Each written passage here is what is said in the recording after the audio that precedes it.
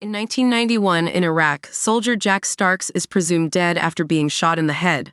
A year later, suffering from amnesia, he ends up in Alpine Grove, a psychiatric institution, after being wrongly convicted of a crime. There, he becomes the subject of Dr. Becker's experiments and discovers he can time travel with a special jacket. In the future, he meets Jackie Price and falls in love with her. To find out how Jack escapes the asylum and reunites with Jackie, stay tuned till the end, and don't forget to subscribe to our channel for more captivating film summaries. The film begins with Jack Starks as a soldier engaged in the Gulf War in 1991. His voiceover informs us that he was 27 years old at his first death. During his service, a young boy ambushes him and he is shot in the head. We fast forward a year, and Jack is clearly alone. We see him hitchhiking on a snowy road. He comes across a broken-down pickup truck with a young mom named Jean Price, clearly under the influence of drugs and alcohol, and a little girl around 8 or 10 years old. The mom is very stressed out, stumbling in the snow near the truck and vomiting at times. The little girl, on the other hand, is happy to talk to Jack, who offers to try to fix the truck. The little girl sees his military tags attached to his bag and asks what they are. He says they are identification tags with his name on them, so he won't get lost. The girl asks if she can have them, and he gives them to her. After fixing the engine, he asks the young girl to try starting the truck, and it starts. At this point, Jean regains consciousness, and in her drug-induced state becomes angry. Thinking Jack is a suspicious stranger, despite the girl's assurances that he fixed the truck, she loads the girl into the car and they drive off. Jack continues walking and is then picked up by a driver a few kilometers before the Canadian border. After a few minutes of driving, the car is stopped by a policeman. What happens next is not shown, but the next thing we know, Jack is accused of the murder of the policeman. He doesn't remember anything from that day, except for the mother and the young girl, whom the authorities failed to track down. Jack is found guilty but deemed mentally unstable and sent to an asylum run by Dr. Thomas Becker. We also meet Dr. Beth Lawrenson, who works at the asylum. Later, we see her attempting occupational therapy with a friend's disabled son, but with little success. These details unfold outside of Jack's knowledge. One night, the medical staff drugs Jack, puts him in a straitjacket, and places him in a mortuary drawer. There, he quickly relives flashbacks of his past, including memories of the war and the incident with the policeman, but nothing that really helps him understand what happened. When they try to put him back in the drawer, Jack pretends to be compliant to lull the staff to sleep, then attacks Dr. Becker, hitting him in the face and injuring his cheek.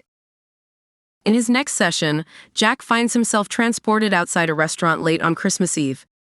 Jackie Price leaves her job at the restaurant, stops, and offers him a ride, explaining that he won't get a taxi standing there on Christmas Eve. She takes him home, and it's evident that she drinks a lot and leads a lonely life. While she takes a bath, Jack rummages through the fridge and ends up making them grilled sandwiches. Jackie tells Jack that her mother passed away a few years earlier, after passing out with a cigarette in hand and then catching fire. Looking around her place, Jack discovers his identification tags and asks her how she got them. Jackie grows concerned as Jack tries to explain they're his. So far, we have no idea what year it is, but a quick glance at some bank statements reveals Jack is now in 2007. Unable to explain how this happened but wholly convinced he somehow made a leap forward. Over time and meeting the adult girl, Jack tries to explain to Jackie who he is, trying to convince her by giving details about the day he met her and her mother with the van. Information that, as he says, he couldn't know just by looking at the identification tags. Jackie, incredulous, is adamant that he cannot be who he claims to be, since he died on January 1, 1993, from a head injury, even though she has no further information about it. Already emotionally unstable, Jackie becomes hysterical and demands that he leave. Jack does so and wakes up in the drawer in 1992. Jack must now enter the drawer every night in order to reconstruct what will happen to him on January 1st in 6 days. Back in 2007, Jackie now believes Jack and agrees to help him. Jack needs to uncover what happened to him. So, to explain the strange resemblance to himself 15 years earlier, he pretends to be his own nephew and visits Dr. Beth Lawrenson with Jackie. During this visit, he learns that she used electroshock therapy on the boy she was caring for, but they don't learn anything about the circumstances of his death. At the hospital, Jack meets a patient who was a nurse there when he underwent the drawer treatment and who now suffers from dementia.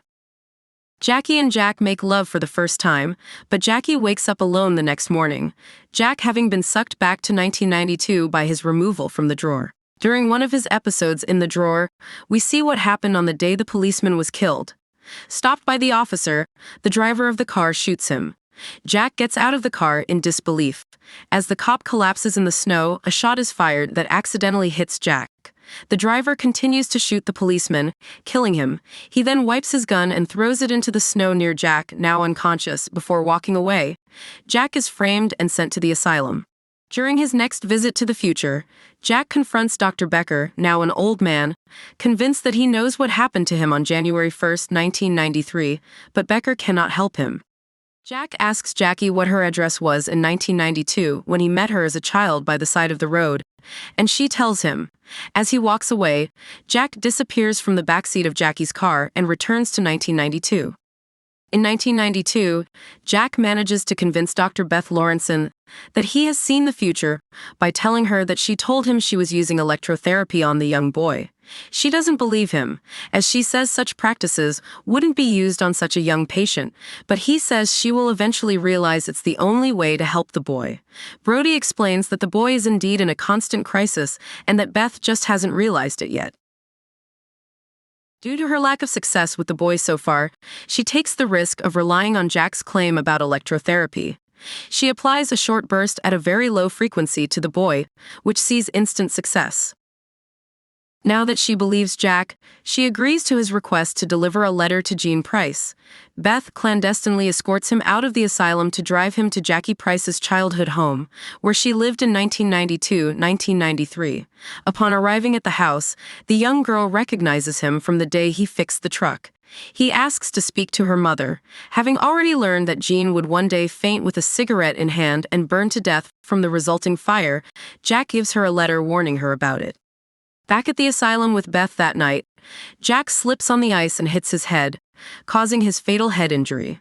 The asylum staff place him in a drawer before his death, allowing him to return to 2007. As he stands outside the restaurant, Jackie pulls up in a VW Beetle and offers him a ride. We assume she recognizes him, even though in the altered future, he wouldn't have explained to her how he should be there, completely young again. 14 years since their last encounter, all previous experiences never happened for Jackie after Jack delivered the letter to her mother. As they drive off, Jackie's mother calls her on the phone. In this altered future, presumably convinced by Jack to believe in the letter's contents, Jean, presumably, has straightened out her acts, so that in the improved year of 2007, she is still alive and it's evident she has a strong relationship with her daughter, which is no longer dysfunctional. In the final scene, Jackie asks Jack, "How much time do we have left?" and they leave together. A powerful lesson we can draw from this film is that even in the most challenging circumstances, there is always hope and opportunities for healing and redemption. This film explores human resilience in the face of adversity, showing how a war veteran tormented by visions of the future manages to find meaning in his life and free himself from his inner demons through love and compassion. By highlighting the power of self-belief and human connections, The Jacket reminds us that every individual has the potential to overcome their struggles and find inner peace. To not miss out on other captivating film recaps like this one, subscribe to the Film Galaxy Net YouTube channel.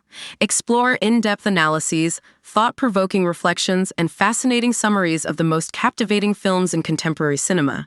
Join a passionate community of cinephiles and discover new perspectives on your favorite films. Don't miss this opportunity to dive into the world of cinema with Film Galaxy Net.